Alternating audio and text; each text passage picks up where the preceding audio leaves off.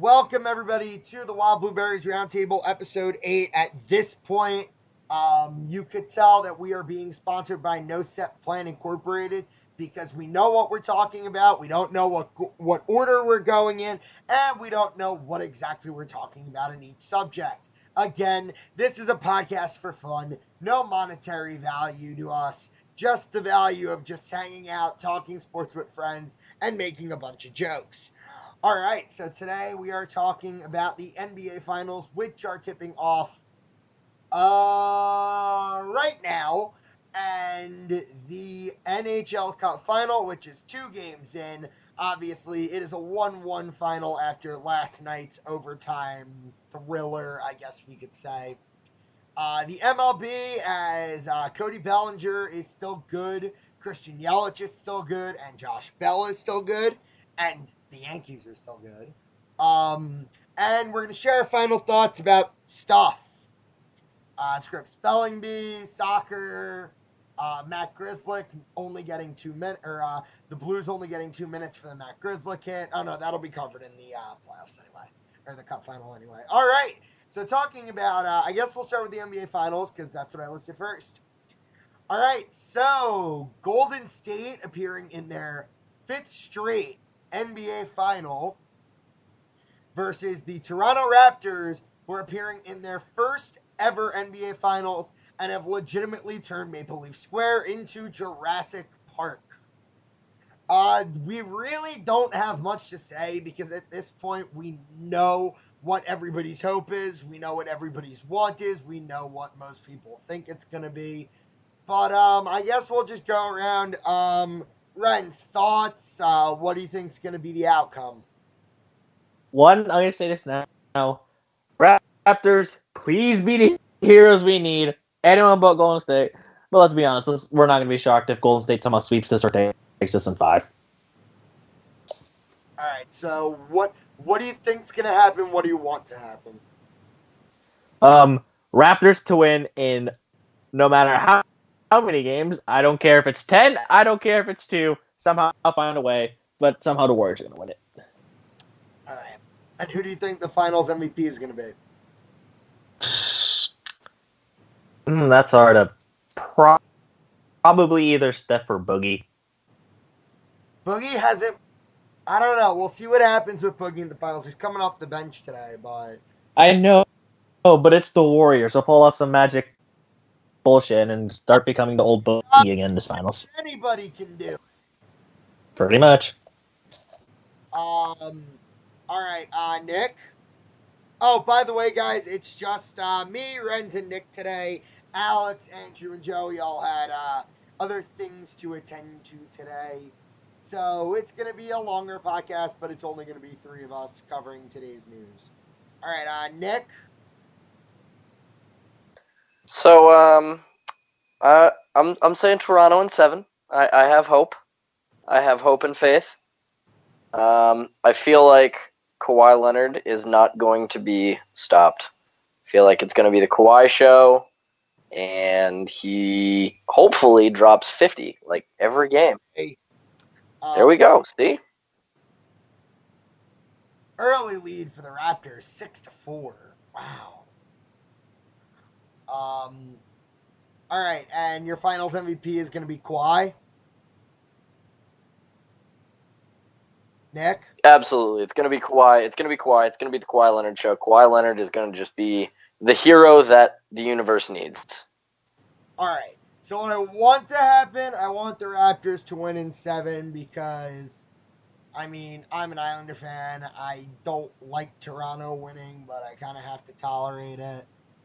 Plus, at the same time, it's like kind of Homer thing because Draymond Green's an MSU alum, so like it's kind of tough, but I want the Raptors to win in 7 just so everybody gets their peace and quiet, and KD can just go to the Knicks in peace and quiet. No, that'll never happen. But what I think is going to happen, I think the Warriors are going to take it in 5, and I think the Finals MVP is going to be Curry. All right. So now that consensus says that this is going to be an interesting NBA Finals, let's talk about the interesting Stanley Cup playoffs. And let's let the Bruins fan cover it. Nick? All right, so first off, I want to start. Oscar Sundqvist has been suspended for one game for boarding on Matt Grzelcyk, and Just suspended? just suspended. It was that just suspended. broke. He is suspended one game for the board on Matt Grzelcyk. I mean, Grizz was in a vulnerable position, but it still was. I mean, he came in seeing numbers, so it was a board. I didn't see much of the game. I was working, so I didn't see much. But from what I saw, it it could have been more. But giving him 2 minutes was definitely, I feel like definitely was the right call. I don't think that constituted a 5 minute. I don't think that he had intent to injure. I don't think there was any foul play there. I think that it was 2 minutes was justified for the boarding in one game. It is what it is. We've seen this postseason. People are going to get suspended for hits, and the NHL is not going to be shy anymore or they're not going to be shy in suspending people during the playoffs anymore, which I think is a good thing. I think that you shouldn't be allowed to get away with murder, as we've seen in some series this year. It's I don't know. It just kind of detracts from the overall game. But in terms of game two, I mean, I think Tuukka Rask said it best. The better team won in both games. St. Louis came out. They were hungry. They wanted that first ever Stanley Cup Finals win, and they got it. I mean, Bortuzzo and Gunnarsson, not the guys you think are going to pull out the clutch goals for you, but they did. They came through, and it's going to be interesting going back to St. Louis. Didn't that go off of Grzelcyk's stick either way? Yeah, it went off like a what are we Bruin referring stick. to? All right. So now, obviously, everybody has their thoughts on that Grzelcyk hit. My opinion is the same as Nick's, even though at the start we were all like, and I know Renz and Andrew and I were all talking during the game yesterday. We were like, why is this not a 5? He was in a vulnerable position, and Whiplash had him coming back and falling, and you saw the way his head moved. That's not how your head should be moving in a hit. It was a lot worse than it should be. So obviously it's a 1-1 series. What do you think is going to be the outcome? I know obviously Rend and I said our opinions on the last show, but Nick wasn't on it, so why don't we get his thoughts? I think I think the Bruins are going to come out on top. I think it's going to be Bruins. Ideally, in my eyes, it's going to be Bruins in 5, and I'm going to be in the building for the Stanley Cup. But I could see this. I think I said this at the beginning of or before the Cup Finals even started. I could very easily see this series going 7, and I wouldn't be shocked, because these teams, they're both physical, fast skating teams, and it's just, as we've seen, it's been a slugfest, and we're only 2 games in. So ideally, the Bruins go win 2 in St. Louis, come back and win the Cup on home ice. I just personally, for my own personal reason, I want them to win on home ice. I want to be there, but obviously I'll take a Cup final win regardless. All right, and Renz and I obviously shared our opinions on the last podcast. Go take a look at that. Go take a look at those on the last one, obviously. Talking about hockey, I guess we could just throw this in here. Memorial Cup, it's over. It was interesting. Very interesting. Obviously, the outcome of the Memorial Cup, Ronda Huskies coming out on top, led by Jakub Lauko and Noah Dobson, and who else? Who else had really good freaking Memorial Cups? There were a lot of players on that team who had good cups. Jakub Lauko, Felix Bobeau, Noah Dobson, and Sam Harvey in net was not the most solid in the world, but he's lucky that he's lucky he plays on a team that scores a lot of goals. Am I right or am I right? Right. Okay. Absolutely. So, I mean, obviously, it's taken a lot less time than we thought it did. Um, so I guess we can go into a little MLB action, then a little elongated final thoughts. Maybe talk about the upcoming MLB draft a little bit. Talk about the NHL draft, which is now coming up in less than a month. Um, some other stuff that has not been brought up, and I don't know. We'll see what people have to say when we get there. I know Renz is a happy Met fan right now, so we'll see what he has to say. All right, Renz, you want to talk about baseball? Yeah, sure. The Mets to the end. Yep, I will. So what I'll just do right now is look. It's more like a looking at the MLB standings right now as we're almost at the end of 2 months. 2 months, and this is where usually the standings keep put a little. The Yankees are obviously first in the AL East by like one game. The Twins surprisingly have kept their hot pace, but today's a outlier. Twins like Yep. 11-0. Yeah, today's an outlier.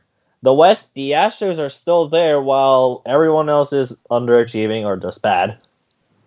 And then the NL, you got the Phillies. You got the Phillies and Braves, basically a two-horse race there. The NL Central weirdly is the NL Central's starting to pry off a little bit. It's starting to look like Cubs and Brewers, while the Cardinals and Pirates are just being mediocre. And then the NL West is literally just the Dodgers. The NL has always been the Dodgers and will always be the Dodgers. Unfortunately. So we get to that. So I kind of want to do this first. I kind of want to see what both Scott and Nick want to say about their teams right now. We'll start with Nick. So wait. Time out. Yep. Time out. The Medicine Hat Tigers have named Willie Desjardins as the club's new head coach and general manager. Huh. Oh boy, that's a combo. Apparently, Jason Megna has reportedly retired from professional hockey and will not only serve as Desjardins' assistant coach, but will serve as Desjardins' assistant general manager. I've never heard a situation where there's two people that have both the assistant coach and head coach position along with the assistant GM and GM. It's wild. Yep, but yeah, so bringing it back, the Red Sox, man, it's incredibly frustrating to watch the Red Sox play baseball right now because on the one hand, after having such a god awful start, they righted the ship and they're back up at the top where they should be, but obviously they're still trailing the Rays and the Yankees because that's what the division is. It's the Yankees, the Red Sox, and the Rays, and that's what it's going to be for a very long time. Yeah, pretty much. But what's frustrating is the double-A caliber bullpen that Dombrowski has put together. We didn't want to re-sign Joe Kelly.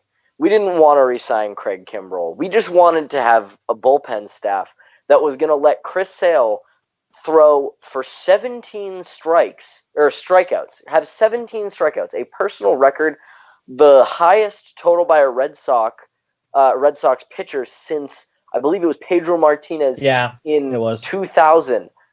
And the bullpen is still going to blow it.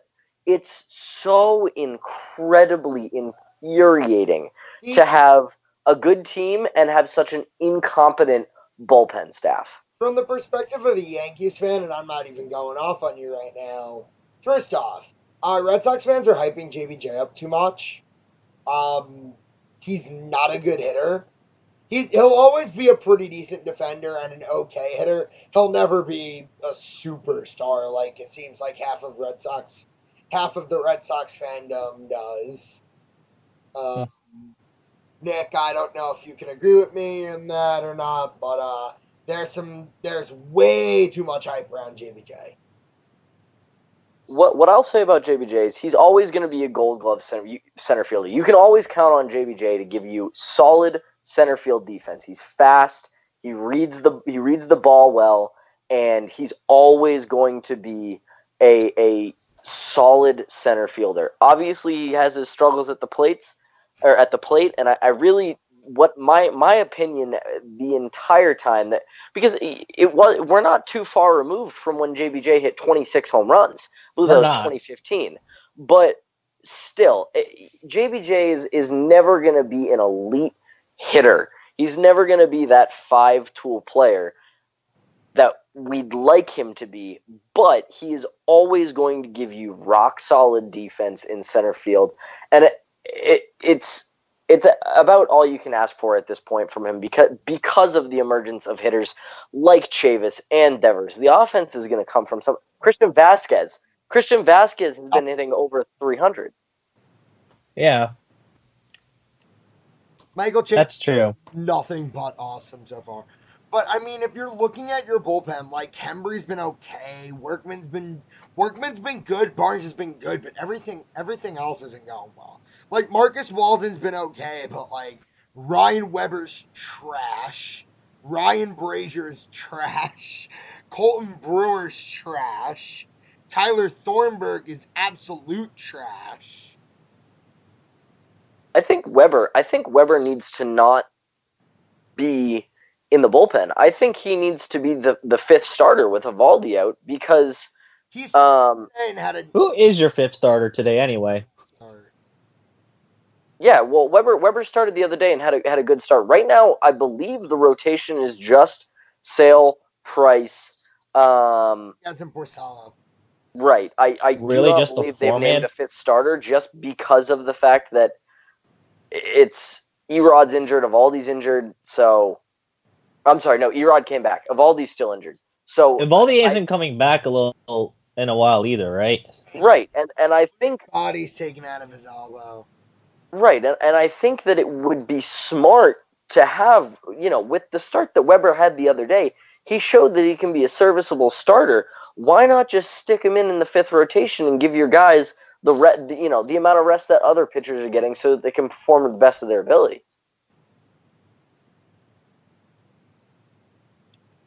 All right. And then, one more thing before I move on to my team. Hector Velasquez is awful. No one's disagreeing you in that. I firmly believe that Hector Velasquez needs to just be released, and that we need to just move on, because I am sick and tired of watching Hector Velasquez get 2 outs and let up 5 runs. That was awful. And I'm surprised he was still with watch. I was surprised when I heard he was still on the team a few weeks ago, because I thought it was pretty bad still. All right. Yeah, it's not good. He just needs to be gone. Actually, he's on the IL right now. Still, he's bad. Yeah. Talking about another team that has mediocre everything, but somehow is putting it together. The New York Yankees still don't know how we're 36-19. I mean, I'll take it. I really will take it. We've only had a couple really, really, really, really bad games. But just quickly highlighting some things. Starting with the pitching staff, Jay Happ can kick rocks. He is the most inconsistent home run happy pitchers. You aren't wrong. So good at the end of the year last year. And then it's like, oh, he was good. We don't want Corbin. Let's throw money at him. I honestly would have rather seen you guys throw money at Corbin than re-sign Happ. Okay, you know what? All I know is that he's got money this year on the books. He's got money next year on the books. And then his option in 2021 vests with 165 innings or 27 starts, which I highly doubt. The Yankees bullpen is back to normal. Despite Dellin Betances still being hurt, Chapman is killing it again. He's been awesome. Ottavino has been amazing. Britton has been great. Canley's back to normal. Sessa's been great. Green's been meh since coming back up. He'll get it back together. Cortez and Hale have been throwing some pretty good long relief appearances. Jonathan Holder, no comment. He's been okay. But this team really needs Betances back and Severino as well, but we're not getting Sevy back for a while. I mean, Paxton's been awesome. Tanaka's been great. Herman's been great. Sabathia, when healthy's been great. But, like, the pitching, we all expected it to do well. The hitting, though, Giovanni Urshela. Can I stop there? Do I need to get into perennial all-star starters, Gary Sanchez, Luke Voit, and Gleyber Torres? Like, can I just stop at Giovanni Urshela, please? Yeah, you could. 3-1. Hold on. The one thing I will say about Gleyber Torres is that the majority of his home runs have come against the Orioles, and I'm not sure that we can hold any weight to that. Against the Orioles. Whose home runs haven't? Most of the National League. All I'm saying. Fair enough. Yeah. But Torres is a good hitter either way. Like, he's a good hitter. Sanchez and Voit both deserve to be all-star starters. I mean, catching in the American League, it's literally a two-horse race between him and apparently fantastic hitter Josh Fagley all of a sudden. Yeah, Fagley apparently don't disrespect Christian Vasquez and his over 300 average like that. That is true. Luke Voit, no question, should be the all-star starter. I mean, the man lugged out a triple yesterday. It was amazing. Well, it's either him or Davis, and it's pretty obvious who you're picking. Or Jose Abreu, who's had a good start to the year. Yeah, it's one of those three, and let's be obvious, the option here is kind of, yeah. I'd rather see Voit start over Torres and Tim Anderson start over Jose Abreu, so that's a fair trade-off. Because Torres will be on the either way. I think Mitch Moreland will be in the discussion there, but I do think that Voit is going to take the start. But, I mean, at this point, we have to consider also that the O's need an all-star. Right, exactly. Who would honestly be? The Blue Jays will just make Vlad Guerrero because the Blue Jays all-star is going to be Ken Giles. But, the O's all-star is going to be probably Davis or Mancini. Mancini isn't terrible. He's been pretty good. I mean, the American League outfield is so stacked, it might end up being Chris Davis. It might be. Now, my question is Giovanni Urshela an all-star? Like, I don't know. It's weird, because his glove is so good, and he's hitting 331. Like, that's unheard of, right? It is. Like, who would have thought that Giovanni Urshela would be hitting 331 as the New York Yankees' everyday third baseman on May 30th, 2019? That is very true. I think where the question is going to come in is how many games has he played? Urshela's played 45 games. And how many games have we played in the season? The Yankees, like 50-something. The Yankees have totaled 55 games this season. Okay. So he's played all but 10 games. I really think that... Right. I think that is going to hold some weight into his all-star vote. But then you said third base? He's at third. Chapman and Bregman are still in his way.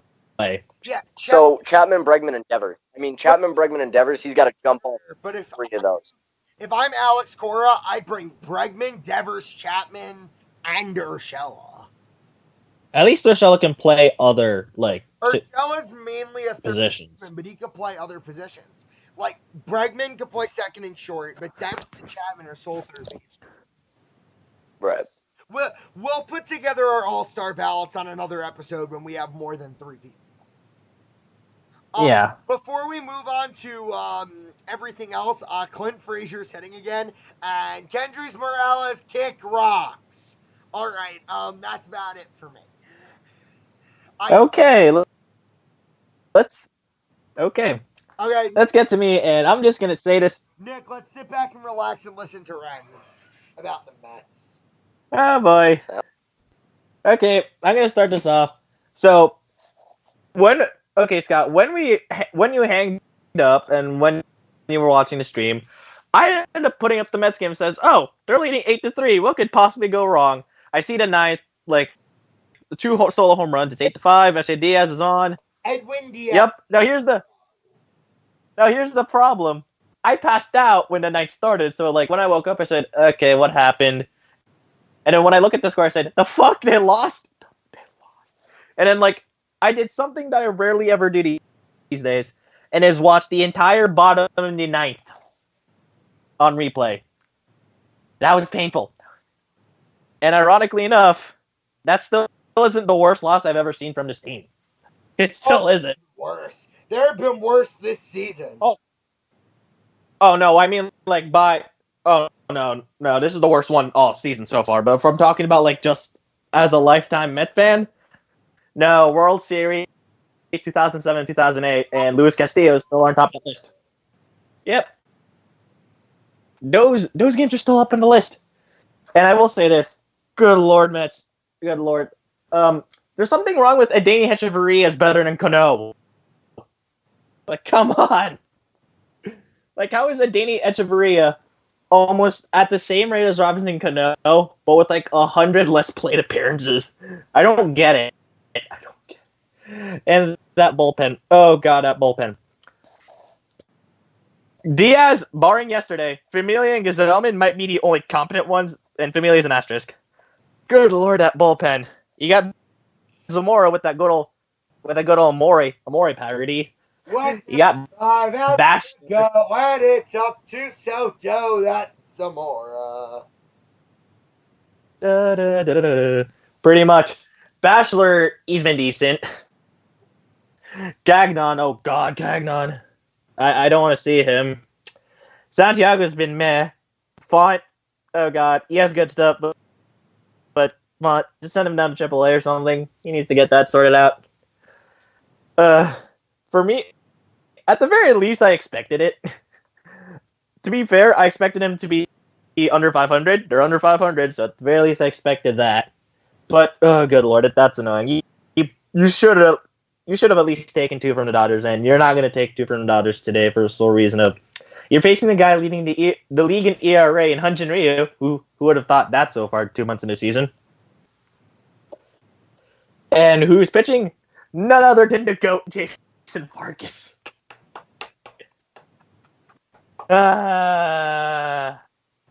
If the Mets somehow pull off this win, it's solely because of Dark Necromancy.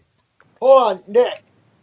We may like rivaling teams, but we can agree on one thing. Nick.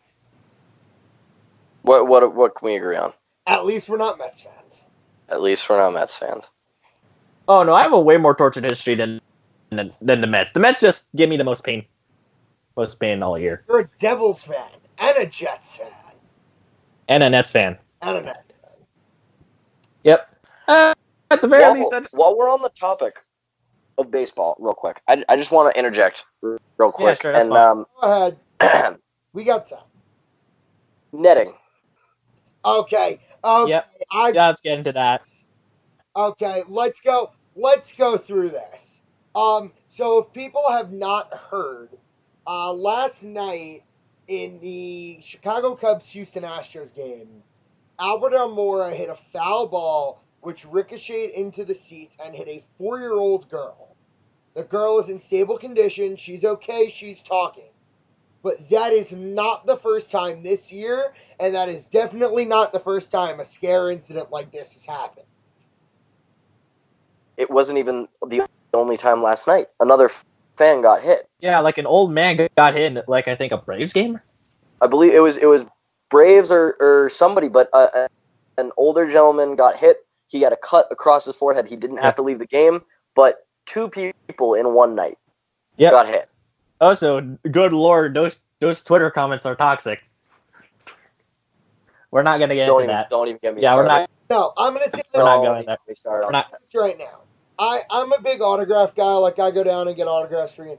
But every team has got to put nets in all the way to the foul pole on both sides. Oh, that's what they should have been doing like years ago. Like, I don't like the argument for saying it obstructs view. That's dumb. It doesn't. Like, you can still see through netting pretty well. Hold on. Do you guys know who the first advocate was for full-length netting in the MLB? Wasn't it both New York teams? It was Chris Bryant. Chris Oh wow. Bryant was the first player to come out and say, for fan safety purposes, they should have netting down both foul lines all the way to the pole. Yeah. And also my whole issue with the argument about you know about the argument about not extending the netting is nets. If you know people go up and want to get autographs and stuff like that, nets can be pulled up and then released back down. Like, you don't have to put the nets down until the game starts. But at the end of the day, Have the nets up and then have, like, pre-game, have, like, one staff member on each side. Just unclip it and send them down. Or have, like, a player say, here, just, have, like, a staff member near the dugout if a player wants to sign autographs. Here, like, a security guard has to lift the net up so we could slide something through so a player could sign in the dugout. Or a player can go around the net and hop and, like, move the net up over them if they're down the foul line and getting autographs. All we need to do, the number one reason why MLB players play this game is for the fans. And if there are incidents like this happening every night, night in, night out, balls going into the stands, bats going into the stands, this and that, it's not safe. exactly, it took in the NHL. It took for somebody to die before they put the nets up. Yeah, pretty much. We don't need that to happen in the MLB. I mean, obviously, we all know when the big first incident happened. It was when Todd Frazier was with the Yankees and he had the same incident happen. Yeah, and it's been like a constant thing like the past few years, and like I understand them extending netting like starting this year in all parks, but that's not enough. It isn't. They made it like they didn't make it mandatory. This off season, they have to make it mandatory. That'd be lovely. They have to make it mandatory for nets to go up down the foul line in every ballpark. And if a team does not do it, they get fined and they still have to do it.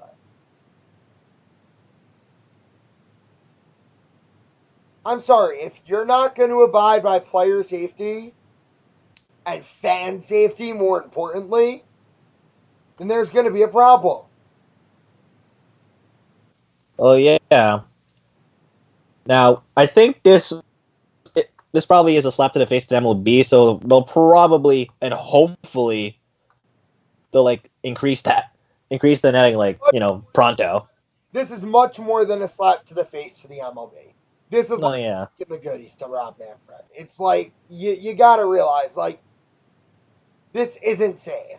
Like It isn't. the way that baseball is being played right now, the way that fans are interacting with the game, make them clear. Don't make them black nets. Make them clear. Jonas Jerebko just airballed to 3. Oh my god. But like you just need to make it safer. Oh my god, Raptors fans are so annoying. It's Toronto. They're talking It's Toronto. What do you expect? dumbasses. All right, but now that we've moved on from the little interjection about something that should have been brought up, let's move on to final thoughts. I guess I'll start. I haven't started final thoughts in a while. I'm going to start with the MLB draft. Obviously, next week, the Orioles will be picking first overall, and it will most likely be Adley Rushman, the catcher out of Oregon State. Orioles fans, you got yourself a prospect. You got yourself a damn good prospect. He's gonna be something. And the Rangers, you got somebody good too. Bobby Witt Jr., not much worse. Or not Rangers, Royals, my bad. Bobby Witt Jr.'s dad was taken by the Rangers. But both of them are very good prospects, and you know what? Either or, both teams are going to come out very successful with that. Next up, I guess in my list of thoughts, Evgeny Kuznetsov is innocent. I'm going to stop right there. Evgeny Kuznetsov is innocent. And my third and final thought comes about the wonderful, wonderful organization known as the New York Islanders. So, the Sabres are re-signing Jeff Skinner. Not only are they re-signing Jeff Skinner, it's for a lot of money. Yep, 8 years for like $9 million per year. Yeah, about there. Yeah, but that's a lot of money for Jeff Skinner. If you want to re-sign Anders Lee, do it now. You're not bringing back Everly. Bring back our captain. Please. Lou, you know better than this. Bring back our captain. I've known Lou Lamoriello for a very long time. He'll probably sign him to a deal. Maybe not the best deal in the world, but a deal. Oh no, he'll sign. It might be a bad deal, but he'll sign him. Oh, actually, I have one more thing. If everything goes the way that they think they're gonna go, and the Toronto Maple Leafs trade Nikita Zaitsev, the most experienced right-handed defenseman on that team will be Justin Hall.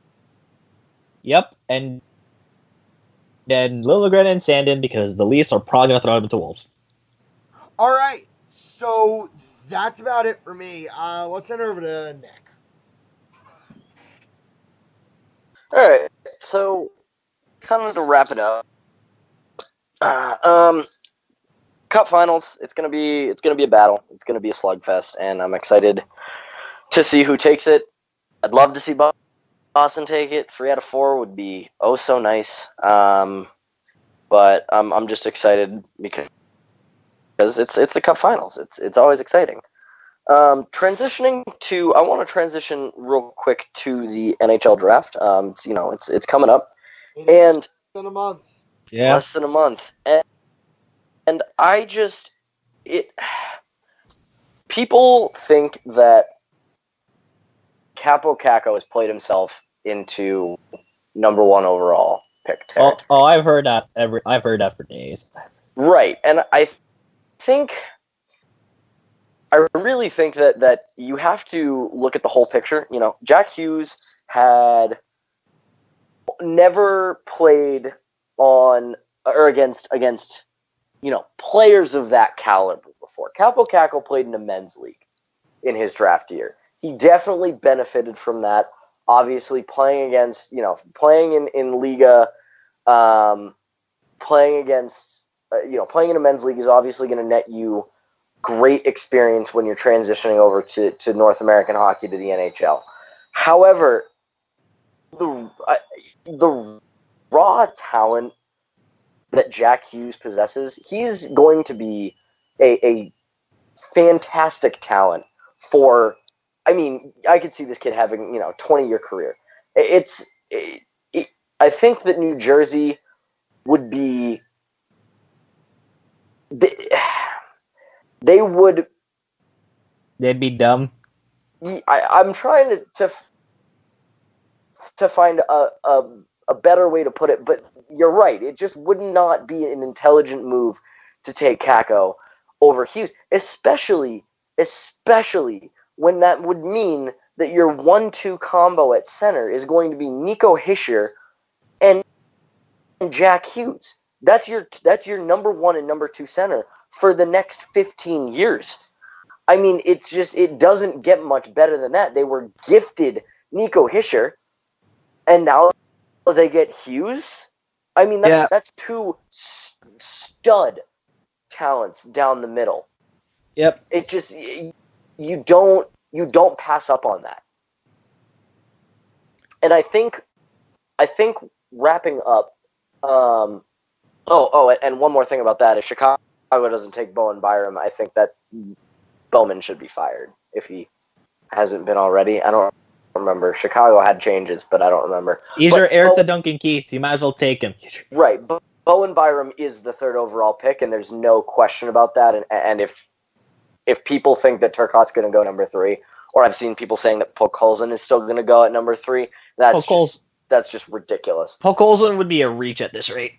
He's a reach at he's a reach at 6. Like, it's either going to be Byram or Turcotte. And to be honest, both of them are really good players. I just think Byram better fits their scheme. But if they take Turcotte, I wouldn't be surprised. Also, it goes with the mantra of you can never have enough defenseman prospects.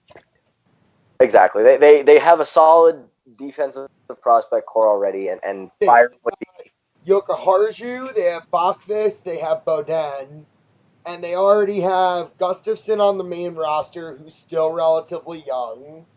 Osterley. Jordan Osterley, who looked very good this year.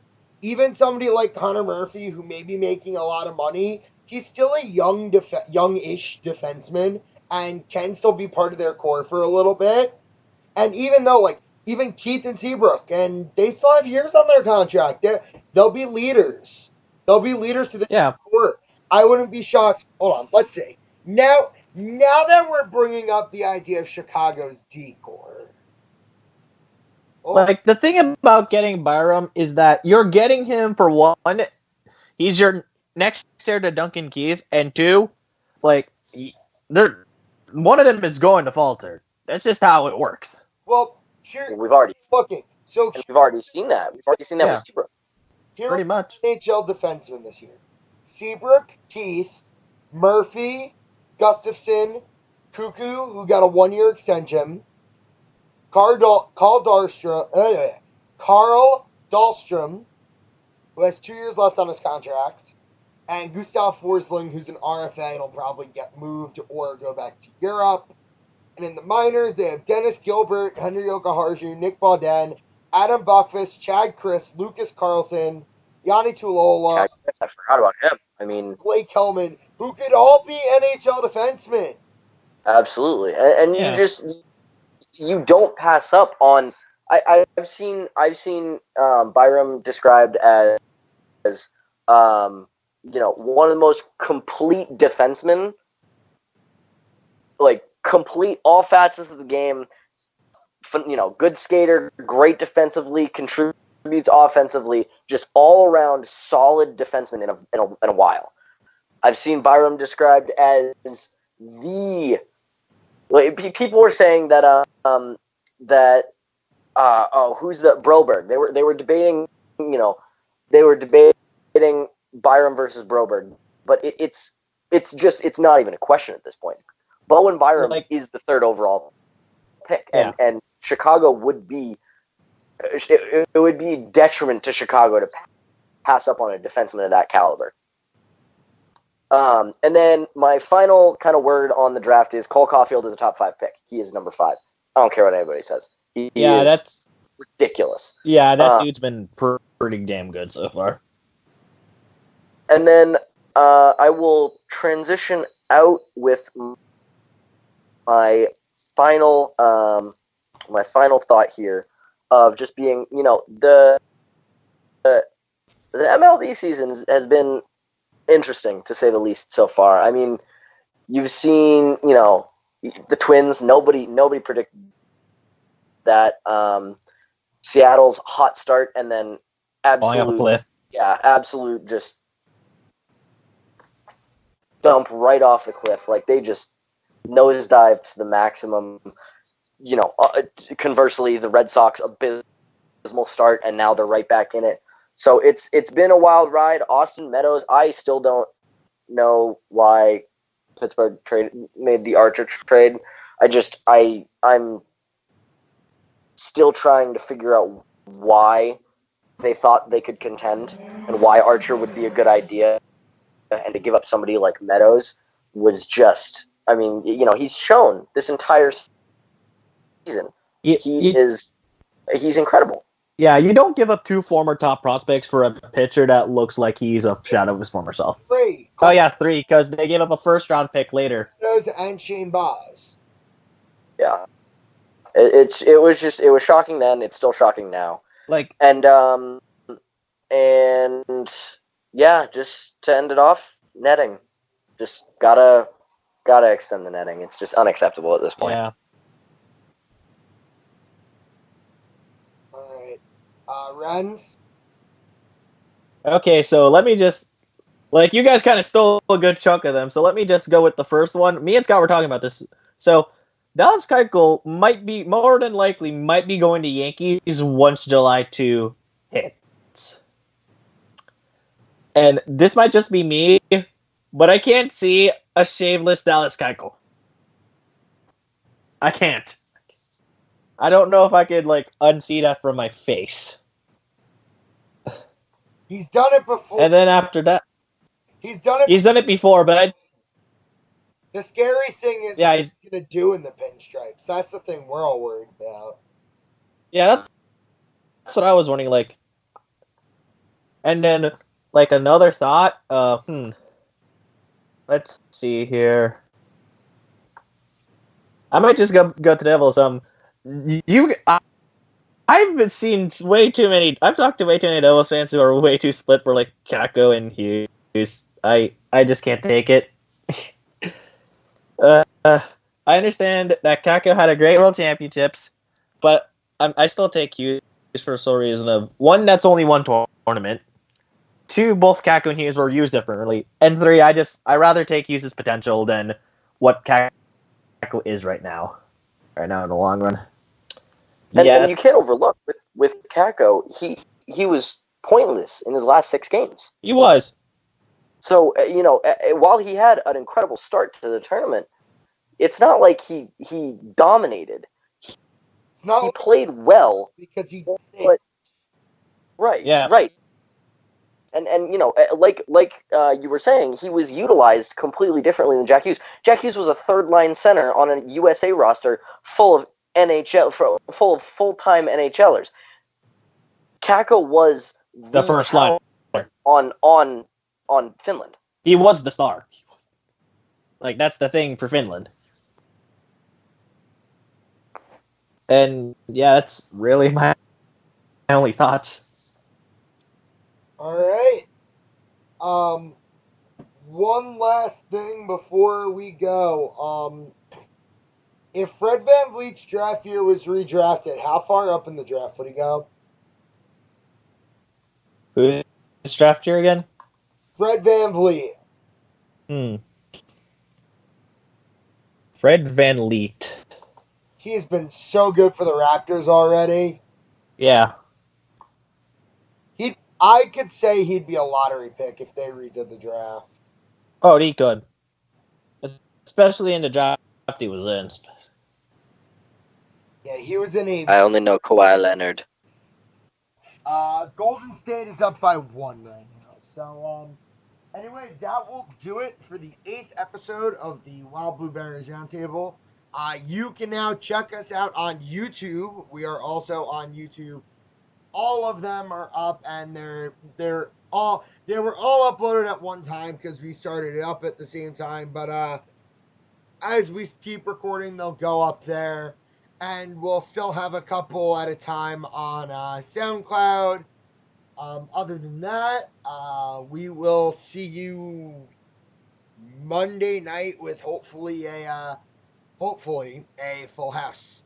All right. Peace.